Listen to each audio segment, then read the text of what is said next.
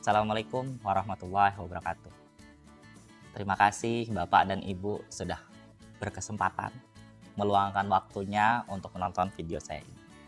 Pada kesempatan hari ini, insya Allah saya akan memberikan sedikit penjelasan tentang mengapa kurikulum harus berubah. Pernahkah Bapak dan Ibu bertanya-tanya, kenapa kurikulum itu berubah-ubah?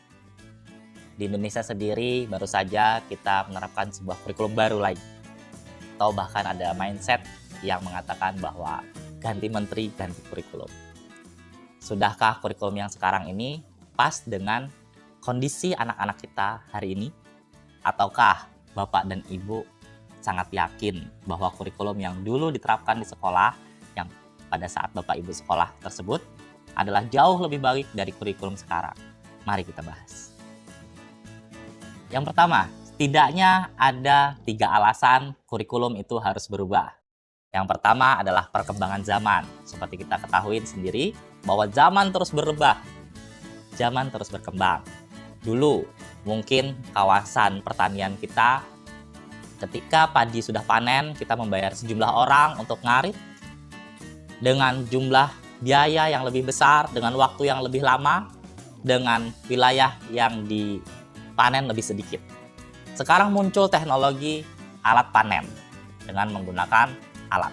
Jadi hanya membayar satu orang operator dan sewa alatnya, kita mengeluarkan biaya yang lebih sedikit, waktu yang lebih pendek, dan wilayah panen yang lebih luas. Begitulah zaman. Perkembangan teknologi ini tidak serta-merta semuanya mendukung kita. Ada kalanya kita harus menyesuaikan. Tidak luput pula di dunia pendidikan, kita harus mempersiapkan manusia-manusia, ananda-ananda kita yang kelak akan menjadi pemimpin di masa depan. Perkembangan zaman ini harus disesuaikan.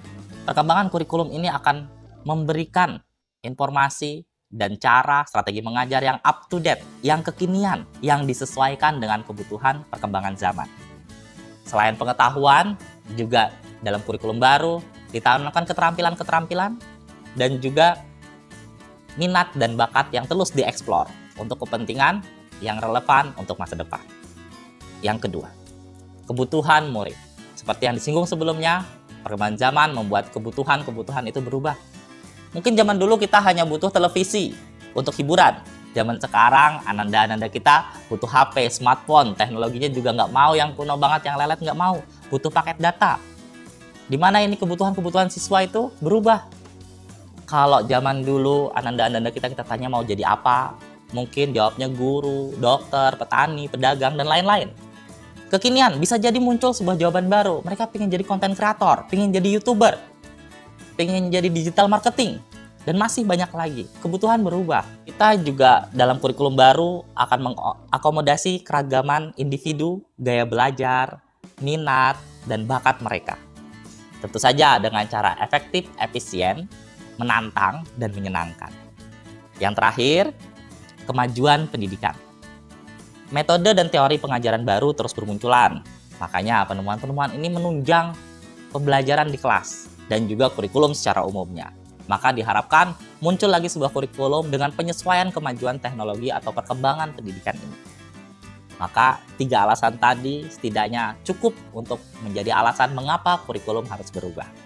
Selanjutnya adalah manfaat perubahan kurikulum. Tidak mungkin sesuatu dirubah, apalagi sebesar kurikulum tanpa ada manfaatnya. Setidaknya ada 3 pula manfaat perubahan kurikulum. Yang pertama, meningkatkan keterampilan berpikir kritis. Jadi ananda-ananda kita dengan kurikulum baru ini dirancang untuk berpikir lebih kritis lagi ketika menghadapi sesuatu masalah, baik masalah uji coba di kelas maupun masalah di masyarakat, ananda kita mampu memecahkannya dengan cara berpikir kritis. Selain itu juga ananda kita diharapkan menjadi pembelajar yang mandiri dan mampu beradaptasi terhadap situasi baru. Yang kedua, mempersiapkan murid untuk dunia kerja. Dunia kerja saat ini membutuhkan pekerja yang memiliki berbagai macam keterampilan, tidak cuma hard skill tapi juga soft skill. Ya, tidak hanya keterampilan dalam bentuk fisik atau secara langsung, melainkan juga soft skill, bisa jadi perilaku, bagaimana cara berpikir. Selain itu juga disiapkan untuk keterampilan abad ke-21, di mana kita mengenal konsep 4C. Communication atau komunikasi, critical thinking atau berpikir kritis, creativity atau kreatif, kreativitas. Yang terakhir adalah collaboration atau berkolaborasi.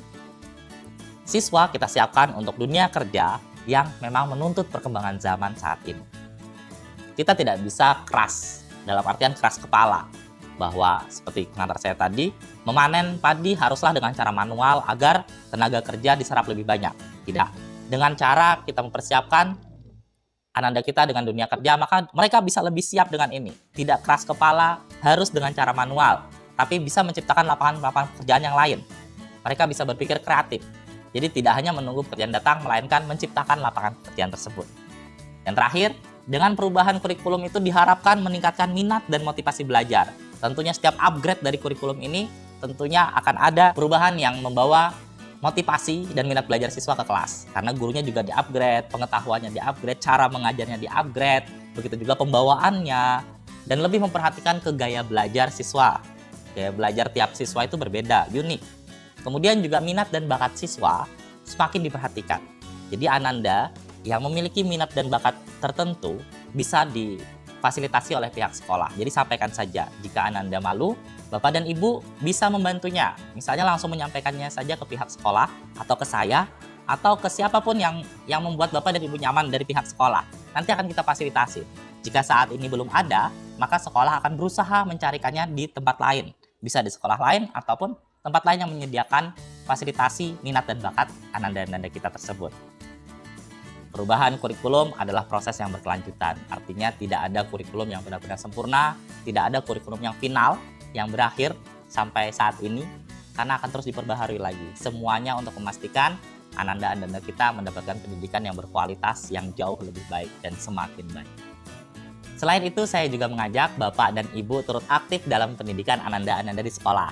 Jadi, Bapak dan Ibu itu bisa berperan aktif berkomunikasi jika misalnya dirasa kurikulum di sekolah kita masih belum tepat, ada masukan atau kritik atau saran apapun yang membangun boleh. Bapak dan Ibu juga silahkan kalau mau ke sekolah secara langsung, menghubungi saya via WhatsApp ataupun media apapun diperbolehkan. Kemudian jika Bapak dan Ibu nantinya mendapatkan surat dari pihak sekolah untuk berpartisipasi aktif, mohon segera datang. Kita akan berdiskusi di sana, kita akan membahas pendidikan Ananda di sekolah. Baik, terima kasih perhatiannya. Salah hilaf mohon maaf.